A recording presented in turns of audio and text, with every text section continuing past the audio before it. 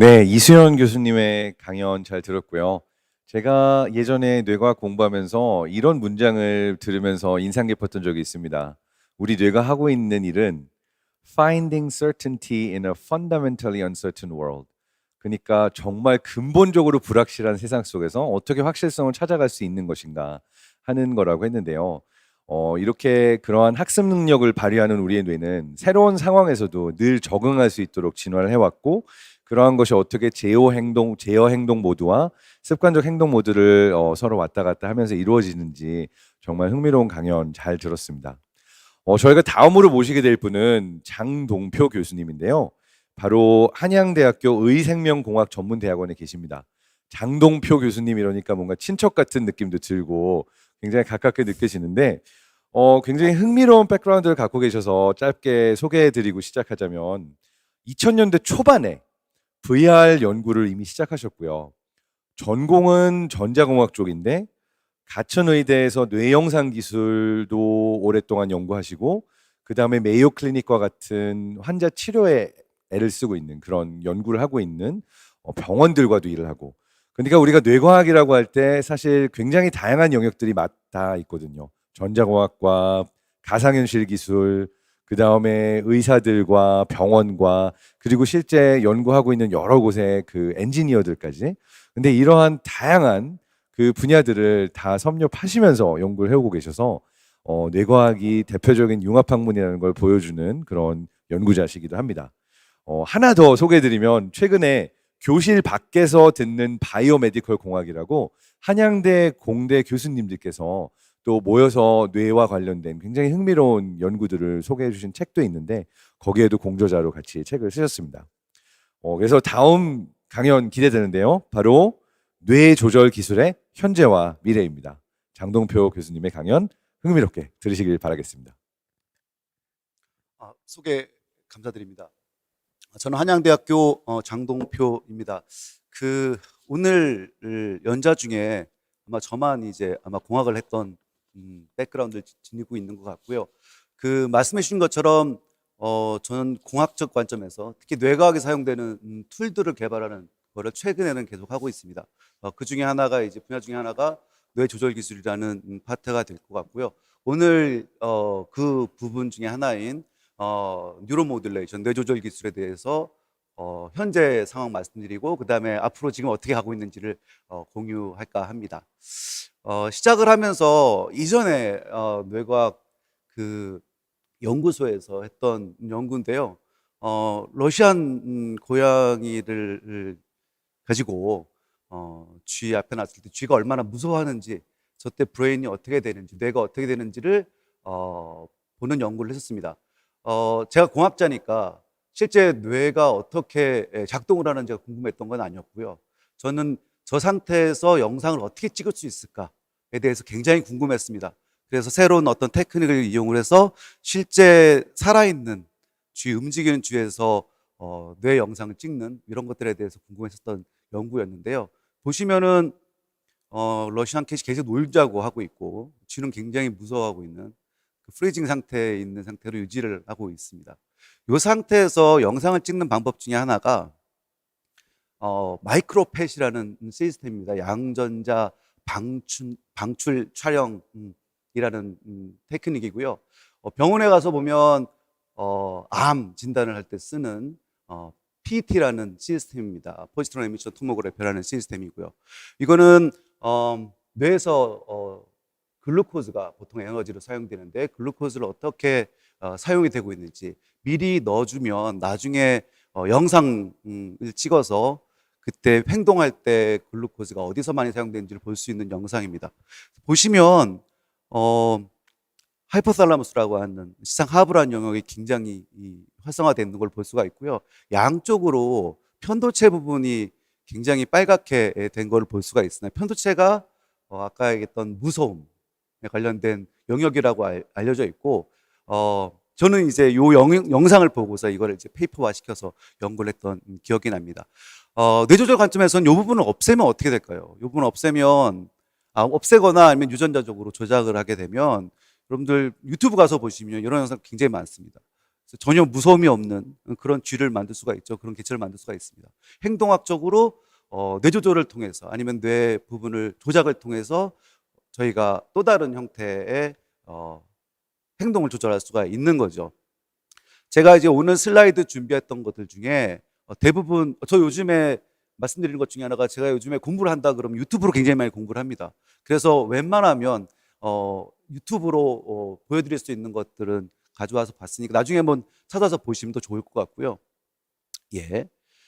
이런 그 뇌조절 기술이 꼭 이런 특정 행동을 조절하기 위해서 쓰여지는 않고 임상에서 굉장히 많이 쓰입니다. 대표적인 것 중에 하나가 뇌전증이죠. 이전에는 간질이라고 알려져 있었고, 요 뇌전증이 굉장히 심하면 뇌의 일부분을 잘라내거나 수술을 통해서 리저닝을 시켜서 병을 치료하는 방법을 사용하게 됩니다. 여기는 지금 대표적인 영상의 MR, A 같은 경우는 정상인 상태고요. 수술하기 전이고, 특두엽 수술을 하고 한 후에 보시면 숫두엽 부분이 이렇게 약간 그 리저닝 된 거를 볼 수가 있어요. 이렇게 하게 되면 뇌전증이 시작되는 부분들을 치료하면서 전증이 없어지는, 발작 부분이 없어지는 그렇게 행동을 치료하게 됩니다. 이렇게 술적인 방법으로 보통은 뇌를 조절하고 치료를 해왔습니다. 근데 최근에 뇌신경 조절 기술, 특히 이제 터미놀로지는 뉴로 모듈레이션이라는 터미놀로지를 사용을 하는데요. 이 터미놀로지를 위키피디아에 찾아보면 환자의 어떤 증상을 조절하고 통증을 완화시키고 아니면은 기능을 복원하기 위해서 새로운 형태의 일종의 떠오르는 이머징하는 의료적 치료법이라고 정의가 되어 있습니다. 이 말은 기본적으로는 뉴로모듈레이션이 일종의 다른 테크놀로지를 이용을 해서 치료하는 기법으로 알려져 있고요. 대표적인 방법 중에 하나가 뇌신부 자극술입니다. 영어로는 디프레인 스티뮬레이션이라고 하고 DBS라고 돼 있습니다. 그래서 여러분들 제가 이렇게 터미널로지 썼던 이유 중에 하나는 혹시나 유튜브 찾아 들어가서 보실 때 이렇게 찾으시면 훨씬 더 많은 영상들을 찾을 수 있으니까 올려놨던 거고요. 지금 보시면 디프레인 스티뮬레이션이 크게는 이제 전극으로 이루어져 있고요. 한 파트가. 그리고 전극에서 전기를 발생하는 발생 장치로 구성이 되어 있습니다. 이 보시면은 전극이 뇌 심부 깊은 곳에 자리 잡고 있고요.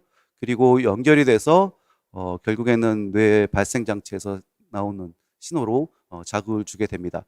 여기 보시면 지금 임상에서 쓰고 있는 전극들인데요. 한 4개 정도가 돼 있어요. 그래서 제가 골라서 앞에 2개를 하게 되면 앞쪽에다가 자극을 줄 수도 있고 중간에다가 줄 수도 있고 뒤에 자극을 줄 수 있는 형식으로 구성이 되어 있습니다. 그래서 나중에 바꿀 수도 있는 형식으로 뇌신부 자극술을 구성했고요. 사실은 이게 이제 뇌를 자극하기 위해서 처음에 나왔던 건 아니고 심장박동수를 컨트롤하기 위해서 페이스메이커로 나왔던 디바이스가 나중에는 뇌 조절로 어댑테이션 돼서 적용돼서 사용한 예 중에 하나겠습니다. 예. 예. 요게 이제 메드트로닉이라는 아까 그 회사에서 제공해 주는 영상들이고요. 지금 보시면은 가슴 쪽에다가 가슴 공간이 많아서 가슴 쪽에 그 발생 장치를 삽입을 하고 그리고 거기서 나오는 전기 발생한 것들을 쭉 올려서 브레인 심부 쪽으로 자극을 전달해 주게 되면 행동이 조절되는 방식입니다. 지금 보시면 몇 가지 궁금한 게 생기죠. 첫 번째는 저 깊은 곳에 어떻게 타겟팅해서 넣지? 그리고 어떤 자극을 줘야 되지? 뭐 이런 것들에 대한 기술적인 내용이 필요하게 됩니다. 그리고 자극을 주게 되면 대표적인 영상입니다. DBS라는 것들이 주로 많이 쓰이는 것들 중에 하나가 파킨슨 환자를 대상으로 사용이 되고 있고 지금 환자들 같은 경우는 이 환자 같은 경우 파킨슨 환자인데 걸음걸이가 좀 이상하고 쉐이킹이 있는 상태의 비heb을 보이고 있는데 이 환자한테 이제 아까 얘기했던 뇌신부 자극술을 수술하고 그다음에 약을 같이 먹게 되면 되게 드라마틱하게 비헤비어 행동 증상이 완화되는 걸 볼 수가 있습니다. 러닝도 가능하고요. 그다음에 댄스가 줄 수 있는 형태의 치료 효과가 나오게 됩니다. 물론 지금 보여드린 것처럼 무조건적으로 다 하지는 않습니다. 보통 약을 가지고 치료를 하고요. 나중에 약이 전혀 효과가 없게 되면 나중에 이제 저런 기계적인 DBS를 삽입하는 수술을 진행하는 형식인 거죠. 그 흐름적으로 보면 이렇게 움직임에 관련된 치료를 주로 하고 있다가 최근에는 최근이 아니죠. 꽤 오래전부터는 확대가 되고 있습니다. 그래서 저희가 틱장애라고 알려져 있는 또렛 증후군 치료하기 위해서 DBS라는 뉴로 모델이 사용되고 있고요. 딥브레인 스티뮬레이션이. 그다음에 강박장애, OCD라고 하는 강박장애 치료하는데 우울증, 어딕션, 그다음에 뇌전증, 만성통증까지 이루어지는 쪽으로 계속 확대가 되고 있는 상황입니다. 대표적으로 같이 연구하고 있는 메이오 클리닉 그룹에서 들어왔던 환자들인데요. 틱 장애라고 하는 또렛 증후군 갖고 있는 틱 비헤비어 갖고 있는 환자였습니다. 틱은 보통 저희 굉장히 많이 있습니다. 그러니까 눈 깜빡거린다, 자기도 모르게 눈 깜빡거린다든지 아니면 스트레스 받으면 목이나 어깨 그리고 신체 일부분을 아주 빠르게 반복적으로 움직이는 그런 비헤비어를 나타내는데요. 이 친구 같은 경우는 굉장히 이 목을 이렇게 꺾는 그런 비헤이비어를 보여주면서 사실은 디스크가 가장 문제가 돼서 학교 활동도 못하고 학교 생활도 못하고 해서 수술할 수밖에 없는 그런 상황이었었고요. 약들이 들지 않아서 굉장히 시비한 심한 상태의 환자였습니다. 그 영역 중에 이런 그 또렛 신드롬에 해당하는 DBS 관점에서 영역 중에 그 시상의 특별한 영역, CMPF라는 영역에다가 자극을 줬고요. 그림 보시면 저는 공학적인 관점에서 사실은 공학적인 관점에서 이게 어떻게 이렇게 정확하게 타겟팅을 하지? 요 빨갛게 된 부분을 타겟팅을 하지? 이런 것들에 대한 관심이 더 많습니다. 그래서 공학적으로 에러가 생기면 자극에 대한 다른 영역을 자극 주게 되기 때문에 그렇지만 기본적으로 요 환자 같은 경우는 CMPF를 정확하게 타겟팅을 할 수 있었고요. 이게 환자들마다 브레인도 틀리고 하기 때문에 타겟팅하는 게 핵심 그 기술적인 테크닉 중에 하나입니다. 근데 굉장히 해피하게 수술됐던 케이스고요. 수술한 후에 보시면은 1년 뒤에 수술한 후에 나온 건데 보시면 비헤비어 굉장히 움직임도 틱도 없어지고요. 학교 생활도 잘 할 수 있고 보시면 특이하게 틱이라는 게 또렛 신드롬이 스트레스풀한 상황이 돼서 앞에 보면 살이 많이 쪘었거든요. 근데 살도 많이 빠지고 그래서 굉장히 건강한 상태로 돌아왔던 케이스 중에 하나입니다. 그래서 저희 같이 했던 연구 그룹, 메이오 클리닉 그룹에서 굉장히 좋아했던 케이스 중에 하나라서 확대를 계속 하고 있다. 그리고 이 이후에 또렛 환자들이 엄청나게 많이 와가지고요. 그래서 진행을 했던 거가 있었습니다. 저는 이제 아까 했던 공학적인 관점에서 최근에 뇌신부 자극술을 하면 어떻게 그러면 해야지라는 기술적인 관점에서 자꾸 말씀드리고요. 뇌과학이라는 게 발전하려고 그러면 결국에는 여러 가지 테크닉들이 개발이 돼야 되고 그게 임상까지 연결된다 그러면 굉장히 좋을 텐데 저희는 이제 뇌신부 자극술 관점에서 첫 번째 목적이 뭐냐면 타겟팅입니다. 타겟팅 하려고 그러면 어떻게 사람들만 틀린데 그 위치를 알 수 있을까? 예를 들어서 서브달람 뉴클레스라는 곳을 타겟팅 하려고 그러면 영상학적으로 훨씬 좋은 영상을 찍으면 어떨까? 그래서 아주 고자장 세븐 테슬라라고 하는 자기 공명 영상 장치를 이용을 하면 타겟팅을 아주 할 수가 있습니다. 그래서 이렇게 타겟팅하면 좋겠죠. 그리고 살라무스라는 시상도 여러 가지 영역입니다. 그래서 컨트라스트를 바꿀 수 있으면 좋겠다. 그러면은 그 영역들 다 나눌 수 있으니까 정확하게 타겟팅할 수 있는 측면이 있어서요. 기술적으로는 이쪽 파트가 굉장히 크게 연구가 되고 있는 파트 중에 하나입니다. 그리고 자극을 준다 그러면은 저희가 원하는 부분만 자극 줘야 되잖아요. 그러면은 좀 더 크게 주면 안 됩니다. 왜냐하면 더 넓어지면 안 되니까.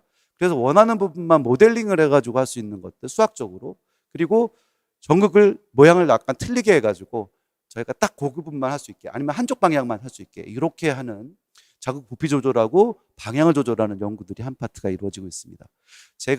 그리고 또 다른 파트 중에 마지막 파트 말씀드리면 자극을 주는데 그 영역이 사실은 브레인의 다른 영역과 연결되어 있습니다. 어떤 부분과 연결되어 있지? 자극을 주면서 커넥티비티라 그래요. 뇌연결고리.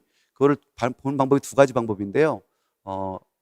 펑셔널, 기능적으로 연결된 겁니다. 그래서 기능적으로 연결된 걸 펑셔널 MRI라는 걸로 이용을 해서 저희가 볼 수가 있고 그다음에 구조적으로 파이버들에 의해서 연결되어 있는 그런 것들은 이제 DTI라고 디비전 텐서 이미징이라는 걸 이용을 합니다. 주로 MRI를 이용하고요. 이런 위치를 파악을 하면서 자극을 주면 굉장히 정확하게 타겟팅할 수 있습니다. 그래서 이런 것들이 지금 임상적으로 뇌신부 자극술에 같이 사용이 되고 있다.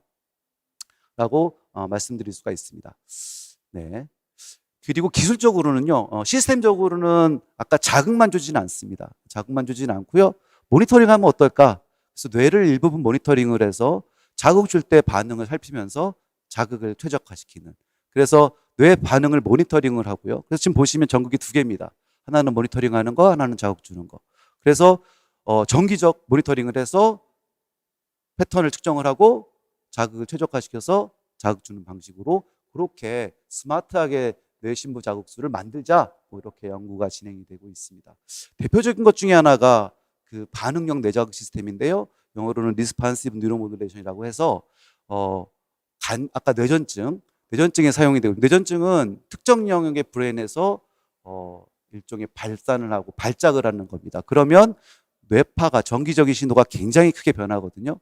요거를 보고 있다가 이 변화가 있을 때만 자극을 줘서 치료를 하는 방식입니다. 그러면 배터리도 사용이 안 될 거고 굉장히 최적화된 자극을 줄 수 있으니까 저희가 모니터링을 하면서 나중에 그때 발작됐을 때, 그때 나올 때만 자극 주는 방식, 그때 반응을 해 자극 주는 방식으로 하게 되면 굉장히 효율적으로 할 수가 있습니다. 지금 뉴로페이스사에서 상품화가 돼서 나온 시스템이고요. 이렇게 이제 구성이 되어 있습니다. 요거는 지금 정기적인 신호를 측정을 하는 거예요. 정기적인 신호 말고 아까 얘기했던 파킨슨 환자 이런 환자들은 사실은 도파민이라는 뉴로트랜스미터 신경전달 물질에 관련된 것들이거든요. 그래서 또 다른 파트에서 사실은 제가 하고 있는 파트입니다. 신경전달 물질을 실시간으로 측정해서 그걸 이용을 해서 뇌자극 시스템을 만들자, 뭐 이런 관점이고요. 요게 이제 대표적인 폴 필립스 그룹하고 폴 게리스 그룹에서 했던 것들이고요. 이 도파민 레벨을 실질적으로 측정하는 겁니다. 예, 도파민을 측정하는 거고, 요 지금 순놈 주에서 측정을 하는 거고, 그때 자기 그 여자친구를 집어넣었을 때 반응을 하는, 도파민 반응을 하는, 굉장히 샤프하게 이렇게 만났을 때 반응하는 걸 보여주고 있죠.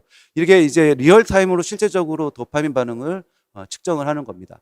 꼭 이렇게 되는 건 아닙니다. 그러니까 다른 방식으로 측정할 수 있는데, 어쨌든 기본적으로 실시간적으로 도파민을 측정하게 되면 저희가 그런 반응을 통해서 뇌자극을 최적화시킬 수 있기 때문에 저희가 지금 하고 있는 파트 중에 하나가 신경전달 물질을 실시간으로 측정을 하면서 뇌자극 시스템을 만드는 메이오 클리닉하고 같이 진행을 하고 있고요.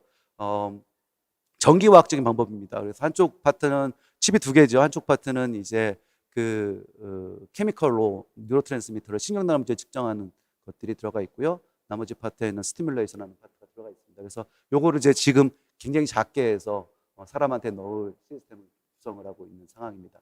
제가 그 하는 연구 파트를 뭐 굳이 이렇게 디테일하게 설명 안 드려도 될 것 같아서 간단하게만 소개를 해드렸고요. 그 사실 오늘 내용 중에 굉장히 최근에 벌어지고 있는 일 중에 제가 생각하기에 굉장히 의미 있는 일이라고 생각을 해서 넣은 슬라이드입니다. 앨런 머스크, 여러분 테슬라를 만난 앨런 머스크 아실 텐데요. 앨런 머스크가 테슬라를 회사를 만들고 그다음에 회사를 사실 테이크오버 한 거죠. 뭐 한 다음에 만들어내는 데까지 한 10년 정도 걸렸습니다. 그리고 사실은 우주 쪽에서 더 먼저 시작을 했죠. 스페이스X를 시작을 해서 한 10년 정도 걸려서 지금 우주선을 만들었고요. 그리고 하이퍼루프라고 해서 자기 부상 열차를 이용을 해서 지금 굉장히 빠른 시간 안에 만드는 것들의 하이퍼루프 프로젝트, 요것도 10년 정도 걸렸습니다. 최근에요, 앨런 머스크가 뉴랄링크라는 회사를 만들었어요. 최근도 아니죠. 한 5년 전에 만들었습니다. 그리고 임플란터블 디바이스, 뇌에다 심을 수 있는 디바이스를 구성을 했거든요. 그거를 지금 보여드리면 이렇게 조그맣게 구성이 되어 있는 시스템입니다. 그래서 전극을 뇌에다 박는데 로봇으로 전극을 받고요. 그래서 이 로봇으로 다 일일이 전극을 한 1000개 정도 전극을 심고, 그리고 이렇게 뇌 두개골에다가 심는 시스템으로 해서 지금 디바이스를 구성을 한 상태입니다. 뒤에 요게 이제 원숭이를 대상으로 했던 실험이고요. 얼마 전에 한 5, 6개월 전에 데몬스트레이션 한 겁니다. 지금 보시면 뇌에다가 그 칩을 심었고요. 그리고 지금 움직이는 걸 볼 수가 있죠. 마치 손으로 움직이는 것 같지만 끊어져 있습니다. 끊어져 있기 때문에 지금 뇌의 신호를 가지고서 마우스를 컨트롤하는 형식이고요. 요게 보여주는 것들이 지금 이제 한 5년 정도 지나고 지금 이제 휴먼한테 넣으려고 하고 있는 상황입니다. 물론 이 기술이요, 브레인 컴퓨터 인터페이스라는 그런 기술을 통해서 하려고 하고 있긴 하지만 여러 가지 측면이 있습니다. 제가 생각하기에는 뇌에다가 어떤 디바이스를 심어서 그다음에 뉴럴 시그널, 특히 뇌에서 나오는 신호를 측정하는 것들이 뇌에다 심는 것 자체가 굉장히 의식적으로 되게 어렵다고 생각을 하고 있고 위험하다고 생각을 하고 있는데, 그런 것들을 깰 수 있는 그런 걸 보여주지 않았나. 그리고 10년 정도 후에는 상업화 가능 어떤 걸 보여주지 않나라는 관점에서 제 생각하기에는 공학적인 관점에서 이런 것들을 팔로우업을 해야 되지 않나, 이런 생각을 하고 있습니다. 예. 그리고 또 다른 파트 중에 하나가 간단하게만 1분 정도 말씀드리는 것 중에 하나가, 최근 들어서는요 꼭 뇌만 자극 주는 것들이 아닙니다. 그래서 중추신경에서 말초신경으로 넘어가는 형식으로 되고 있고요. 그래서 말초신경에다 자극을 줘서 뇌를 컨트롤하는 형식으로 최근에는 확장이 되고 있습니다. 그거를 이제 전자약이라는 일렉트로스티컬이라고 하는데, 전자제품을 파마스티컬하고 합쳐서 만들어져 있는 그 전자약이라는 걸 만들어서 하는 것까지 구성이 되어 있습니다. 그래서 지금 요게 대표적인 영상인데요. 클라트리오라고 우리가 손은 트레머 같은 것들이 많이 생기는데요. 그런 환자들한테 시계 형식으로 돼서 똑같은 주파수로 자극을 주게 되면 이게 치료가 되는 현상이 보여졌습니다. 그래서 이게 상품화가 됐는데 여러 가지가 있죠. 바깥에다 손에다 자극 줬는데 브레인하고 인터액션을 해가지고 브레인의 어떤 트레머나 이런 것들이 치료될 수 있다는 측면에서 상당히 여러 가지 의미를 지닙니다. 그래서 제 생각에는 이게 말초신경하고 중추신경하고 인터액션을 할 수 있기 때문에 인터페이스적으로는 굉장히 의미가 있지 않나라고 생각을 하고 있습니다. 결론적으로는 간단하게 말씀드리면 적용 질환이 되게 많이 확대가 되고 있고, 뉴로 모듈레이션 하는 게 타겟이나 이런 것들 위해서 기술 개발이 되고 있고요. 반응형 자극 조절 시스템이 스마트하게 만들어지고 있습니다. 그리고 앨런 머스크 보니까, 뉴럴링크 보니까 굉장히 앞으로 한 10년 안에 이런 것들이 굉장히 많이 더 확대가 될 것 같다라는 걸 알 수가 있고, 여러분들 혹시라도 공학에 관심 있으면 특히나 이제 뉴로 테크놀로지 한번 생각을 해보시면 어떨까라고 생각을 합니다. 그리고 전자약도 확대가 되고 있으니까 아마도 많은 부분에서 여러분들이 만나볼 수 있지 않을까 생각을 합니다. 예, 말이 좀 빨랐습니다. 감사합니다.